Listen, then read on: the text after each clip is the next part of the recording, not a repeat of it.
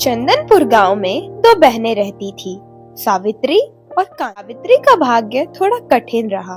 उसके पति के पास सिर्फ 2 बीघा जमीन थी और परिवार। वही कांता का भाग्य चमक गया था। उसके पति ने पड़ोस के गांव में ठेकेदारी और पुरखों की जमीन से खूब धन कमाया। आज कांता के पास गांव का सबसे बड़ा पक्का मकान है। सावित्री अपने आंगन में पुरानी फटी हुई चटाई पर बैठी अनाज साफ कर रही थी। तभी कांता वहां पहुंची। अरे ओ सावित्री दीदी, अभी तक इस मिट्टी में सर खपा रही हो? मैंने तो कहा था कि ये पुराना घर गिराकर कुछ नया बनवा लो। किस्मत में झोपड़ी ही लिखी हो तो महल कहाँ से दिखेगा। आओ कांता, बैठो।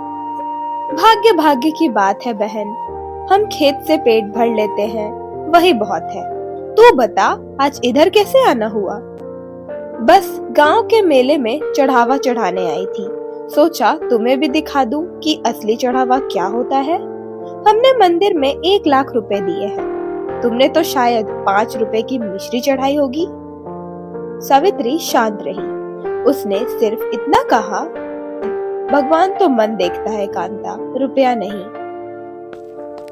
सावित्री ने कांता के लिए ताजा दूध निकाला और उसमें शक्कर डाल लाया। ये दूध है या पानी? दीदी, लगता है तुम्हारी गाय भी तुम्हारी तरह ही भूखी है। हमारी भैंसें तो इतना गाढ़ा दूध देती है कि उस पर उंगली खड़ी हो जाए। इसे हटाओ, मेरी तबीयत खराब हो जाएगी ये पीकर। सावित्री का दिल बैठ गया, पर उसने कुछ नहीं कहा।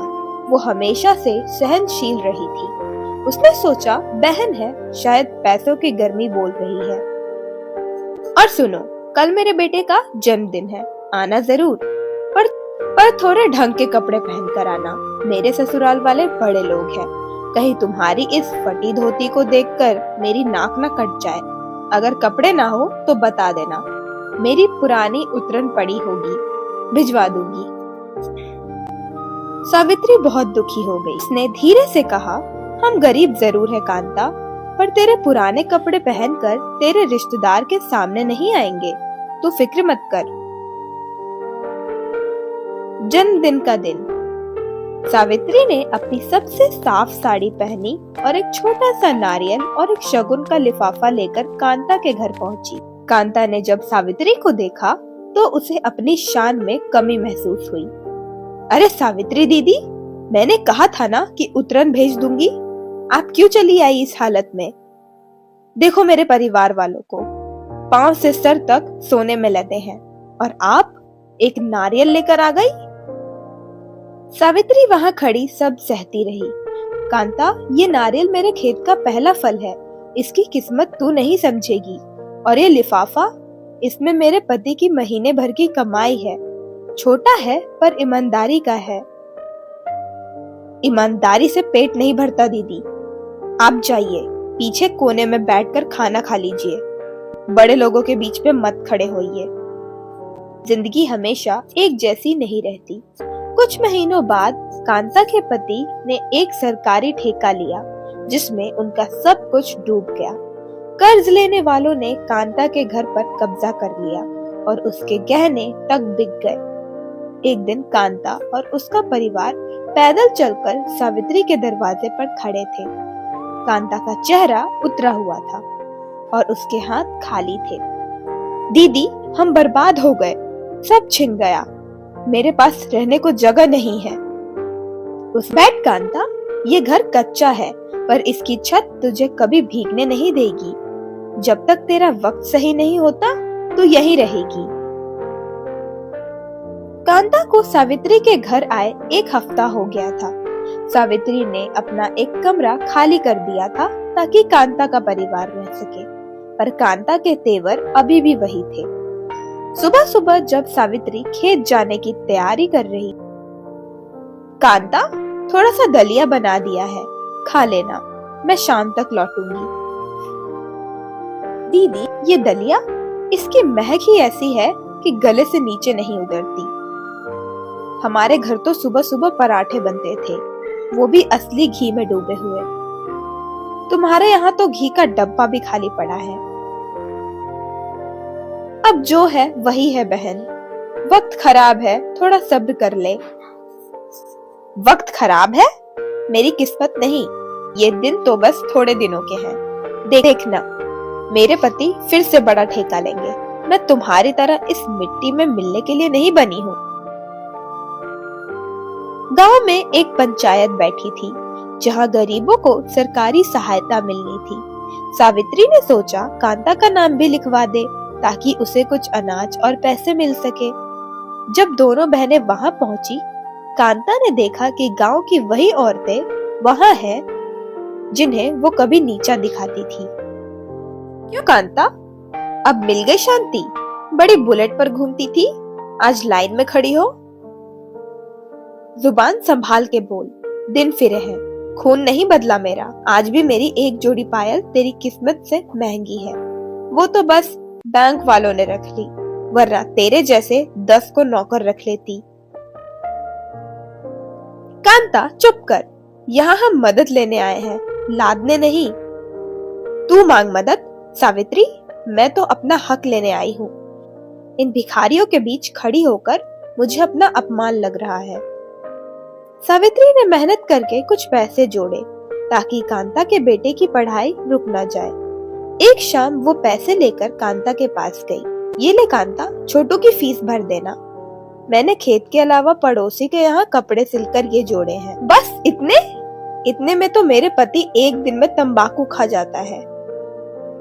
तुम गरीब लोग इतनी मेहनत करते हो, फिर भी हाथ में बस 2 कौड़ी ही आती है।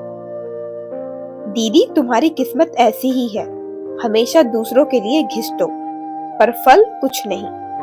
कांता, ये पैसा मेरी पूरी मेहनत का है, इसमें घमंड नहीं, दुआ है। दुआ से पेट नहीं भरता। देख लेना, एक दिन फिर से मेरी कोठी खड़ी होगी और तब मैं तुम्हें दिखाऊंगी कि असली रहना सहना क्या होता है। तब तक चलो, ये रख लेती हूँ, काम चल जाएगा। एक नई साजिश। कांता का पति गांव में लोगों को ठगने के लिए तरीके ढूंढने लगा। वो सावित्री की वही 2 बीघा जमीन पर नजर गड़ाए बैठा था। उसने कांता को भड़काया। कांता, अगर हम ये 2 बीघा जमीन बेच दें तो मैं शहर में नया काम शुरू कर सकता हूँ। सावित्री से कह दो कि जमीन मेरे नाम कर दे। दीदी देखो, तुमसे खेती बाड़ी अब होती नहीं, क्यों ना ये जमीन मेरे आदमी के नाम कर दो। वो इसे बेचकर शहर में दुकान खोलेगा और हम तुम्हें भी वहां ले जाएंगे। यहाँ इस कीचड़ में कब तक सड़ोगी? सावित्री ठिठक गई। उसे समझ आ गया कि कांता की नीयत अभी भी साफ नहीं है। कांता, ये जमीन मेरे बच्चों का सहारा है, पैसा आता जाता है, पर मिट्टी माँ होती है, मैं इसे नहीं बेचूंगी। वही गरीबों वाली सोच, इसलिए तुम हमेशा यहाँ की यहाँ रह गई। मुझसे जलती हो तुम। रानी बनने के लिए महल चाहिए होता है कांता, पर इंसान बनने के लिए एक साफ दिल। तेरी कोठी गिरी, गहने बिके, पर तेरी अकड़ अभी भी वहीं खड़ी है। कांता ने अपना बोरिया बिस्तर उठाया और गुस्से में आंगन से बाहर निकल गई। कांता और उसका पति गांव छोड़कर शहर चले गए। कांता के पति ने एक दूसरे ठेकेदार के साथ मिलकर जुआ खेला और जो थोड़ा बहुत बचा खुचा था वो भी हार गया। कर्ज देने वाले उनके पीछे पड़ गए। एक दिन कांता उस छोटे से किराए के कमरे में बैठी थी जहाँ ना बिजली थी ना ढंग का बिस्तर। तुम्हारी ही किस्मत खोटी है, मेरी किस्मत तो हमेशा महलों वाली थी। तुमने मुझे इस हाल में ला खड़ा किया। कर्जदार उनके घर पहुंच गए और जो 1-2 पुराने बर्तन बचे थे वो भी उठा ले गए। कांता को धक्का देकर घर से बाहर निकाल दिया। उसे पहली बार एहसास हुआ कि उसने असली दौलत को ठोकर मारी थी। तपती धूप में फटे हुए पैरों के साथ कांता वापस सावित्री के दरवाजे पर पहुंची। कांता ने पहली बार सर झुका लिया। दीदी, मुझे माफ कर दे, मैंने मिट्टी को टुच्चा समझा, पर आज उसी मिट्टी ने मुझे जगह दी। मैंने तेरी किस्मत का मजाक उड़ाया, पर तेरी वही 2 कौड़ी की दुआ आज मुझे यहाँ खींच लाई। कांता, घमंड तो रावण का भी नहीं रहा, हम तो इंसान हैं। तुझे हमेशा बहन माना, पर तूने मुझे हमेशा गरीब माना।